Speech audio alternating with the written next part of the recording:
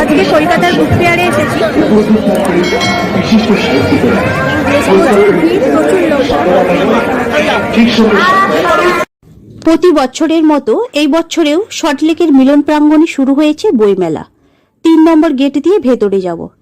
বাঙালির বইমেলা মানে বাংলা উপন্যাস, প্রবন্ধ, গল্প, কবিতার, নাটক এবং বাংলা ভাষার উদযাপন।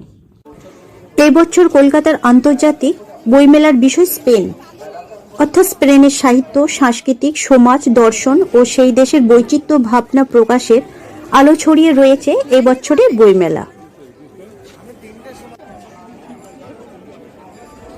লাইন করেই ভেতরে যেতে হবে। বইমেলা মানেই থরে থরে সাজানো নতুন প্রকাশিত বই, অ্যাডভেঞ্চার আর উপচে পড়া বই। জীবন বা জাতির সামগ্রিক বিকাশ ও সৌন্দর্যবোধের মূলে বইয়ের অবদান যে কতখানি তা আজ নতুন করে বলবার অপেক্ষা রাখে না। বই এতই সুন্দর যে পড়বার আগে তাকিয়ে থাকতেই ভালো লাগে। এখানে প্রতিটি বই স্প্যানিশ দার্শনিক ও লেখকের বই।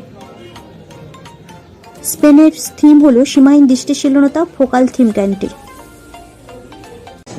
বইমেলার প্রাঙ্গণে প্রতিদিন অনেক লেখক, চিত্রক, পাঠক, ওদের নিয়ে সাংস্কৃতিক অনুষ্ঠান। আমার মতো নেপথ্যে থাকা মানুষ কখনোই মাইক্রোফোনের সামনে বসার আত্মবিশ্বাসটাই অর্জন করতে পারতো না। এদের দুজনকেই আমার। এটা লাতিন আমেরিকান দেশের 13 নম্বর স্টল। ওদের লেখক ও দার্শনিকের বই প্রকাশিত হয়েছে। এটা জাপান প্যাভিলিয়ন স্টল F14।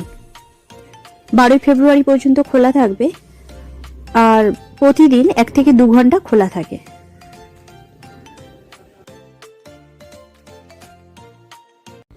এটা রাশিয়ার স্টল F11।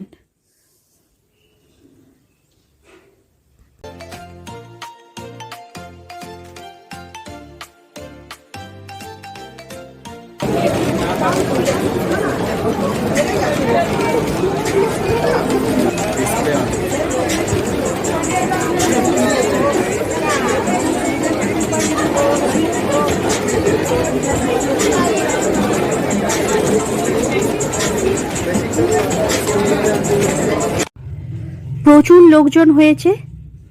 দুপুর 12টা থেকে রাত 8টা পর্যন্ত খোলা থাকবে বইমেলা। এটা আনন্দ পাবলিশার্স।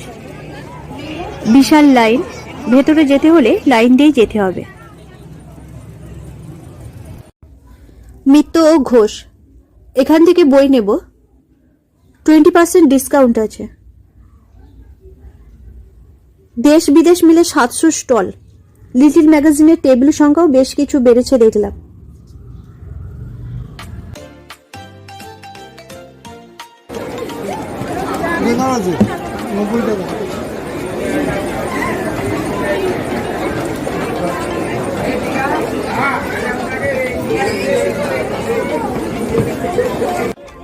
বই ছাড়াও খাবারের স্টল, অনেক হ্যান্ডব্যাগের স্টলও আছে।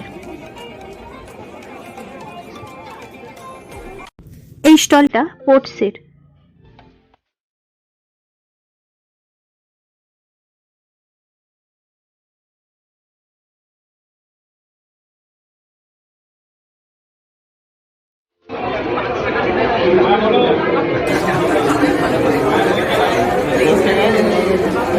বই কেনা হয়ে গেছে, এখন এখান থেকে এক্সিট করব।